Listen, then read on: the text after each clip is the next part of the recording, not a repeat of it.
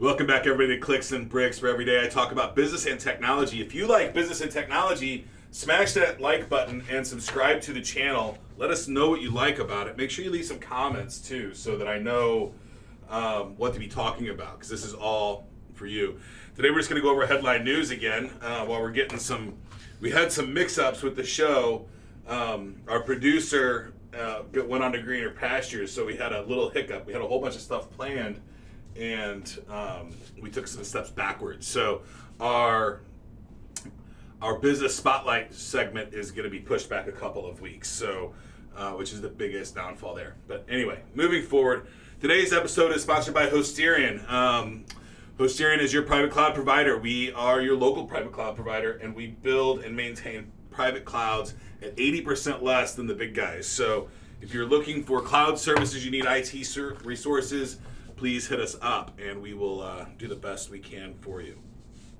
Moving on to the very first topic of the day. Oh, if you want to join my text line community, 314-370-2871. Just send a text message asking me any question, or you can just drop in and say hi, and you'll be in my text line community. I'll never try to sell you anything in that text line community. I'll just drop tips and tricks. Sometimes there's a lot of crypto currency stuff because I follow cryptocurrency every day. I don't talk about it as much as I follow it for sure. But technology, if I see some deals out in the marketplace, I'll pop that in there. Sometimes it's just motivational stuff. So it's good fun. On to the first topic. Millions of web cameras and baby monitor feeds are exposed. This has been going on for a very long time, right? I remember when webcams first started becoming really popular, there was a couple of search strings you could just search in Google and just roll through open webcams. But this seems a little bit worse, right? So they're expecting 83 million devices with this SDK, which SDK is a piece of software it's a developer package that people use to basically a shortcut to get their application done. So Therotech, Kalay, K-A-L-A-Y, I'm not sure how to say it, is this SDK in question, and the flaw is in the registration mechanism between the devices and the mobile application. And the connection hinges on these UIDs, a user ID. So every device has a user ID, and once you know what that user ID is, you can start searching for it, Googling it, brute forcing it. Unfortunately, the old hacks that we used to just kind of goof off with were letting you view these cameras. These new hacks they're taking control of the camera. And on top of that, I think that connection is also not just for video cameras, right? It's got all kinds of other functionalities that people are using this SDK for, like probably smart light bulbs, smart locks. So big one is a smart lock, right? If you have a smart lock on your house and it's using that SDK and it's exploitable, then the criminals can just unlock your door, right? So really make sure that you have good firewalls in place, that you're not exposing these things to the world. If you are, you should know exactly what you're exposing to the world. Otherwise, keep it very, very locked down. Today is like a lot of negative hacking stuff, right? This is I'm kind of getting bummed out with all this hacking stuff. So let's look for more happy stories later down the road on technology, because this hacking crap and tech, it's important, but it gets a little exhausting if that's all you're talking about is the hacking and the security and stuff, right? And there's a lot more fun stuff out there.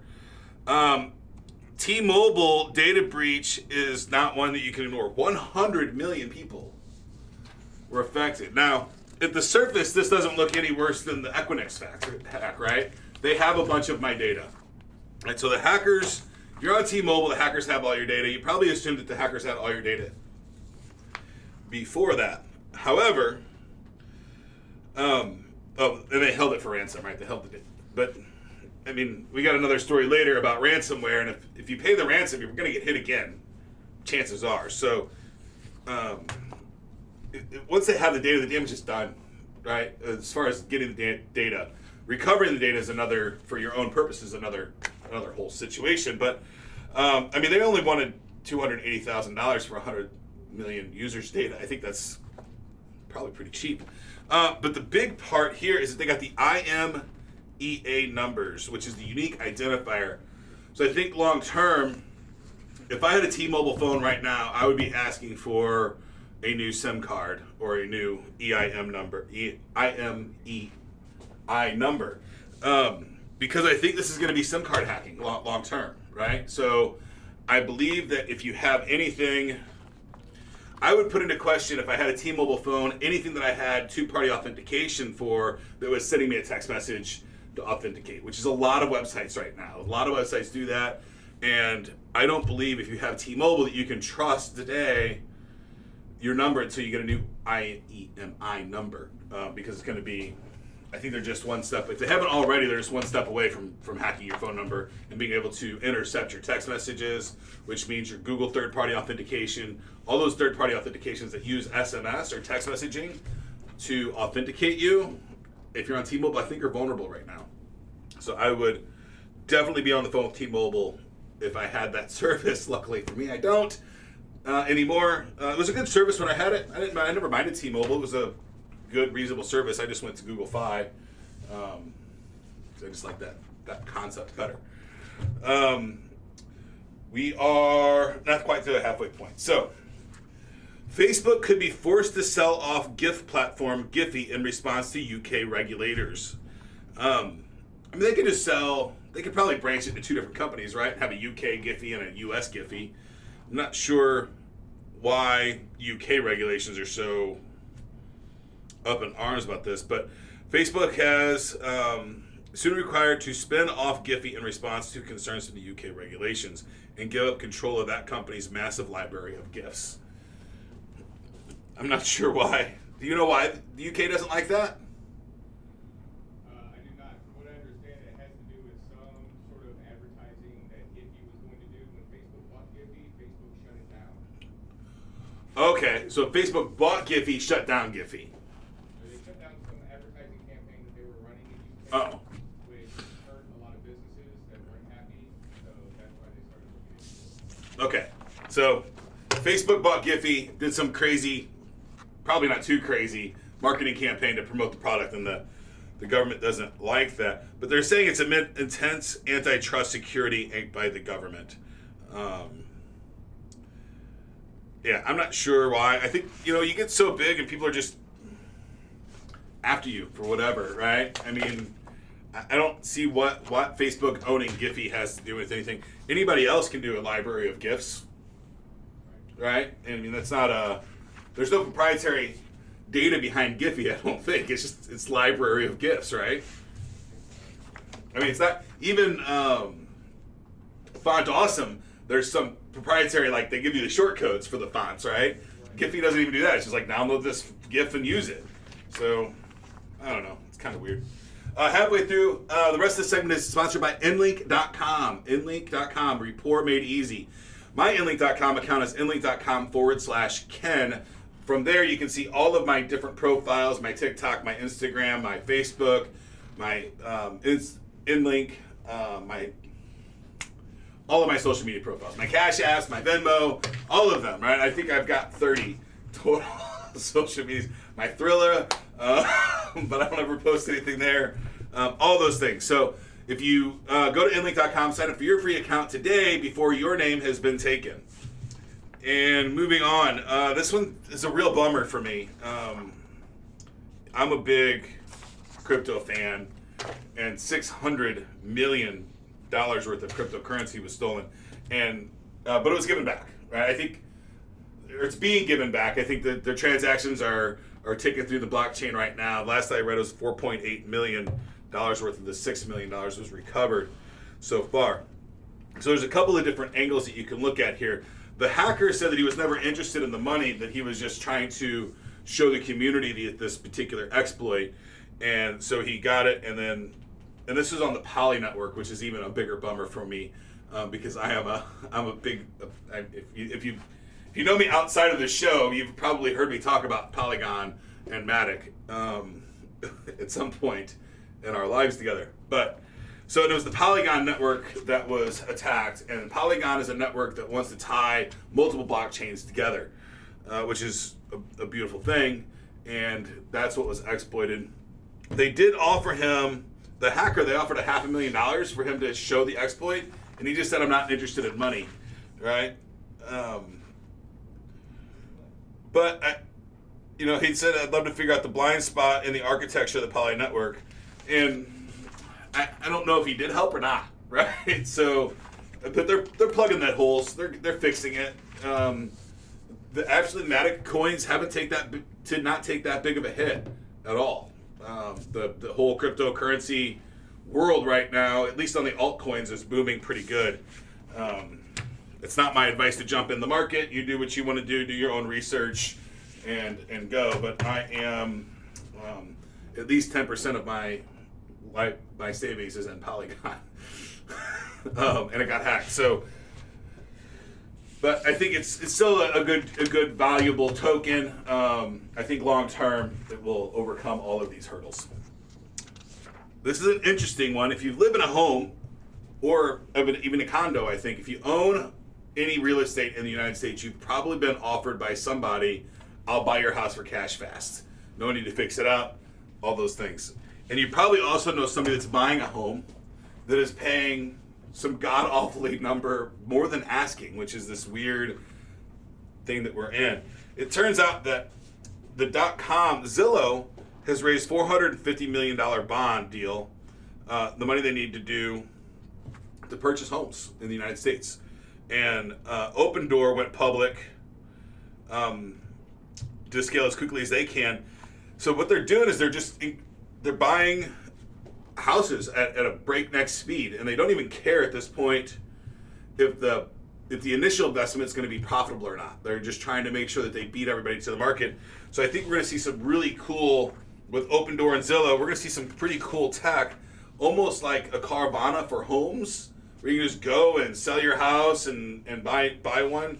And I guess they're wanting to control their position. They want to own the inventory instead of dealing with all these contingencies of, if you ever bought a home, especially if somebody lives in it, or if you sold your house it's miserable. It absolutely sucks. I hate it.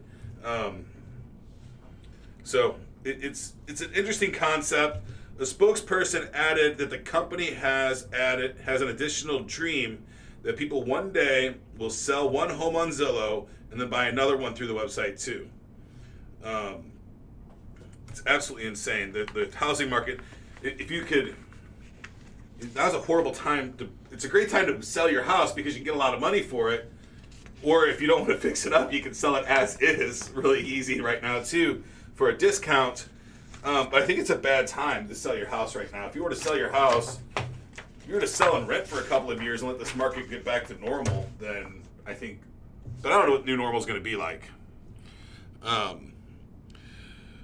The CEO of Zillow, his last statement here is that the world is going to one click. Why not real estate? And I don't totally disagree with them, but there's some shit you need to look at.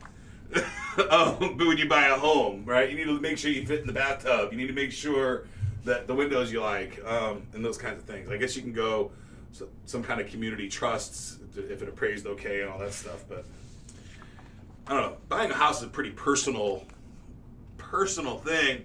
But I said the same thing about pants probably 15 years ago. I'd never buy pants online.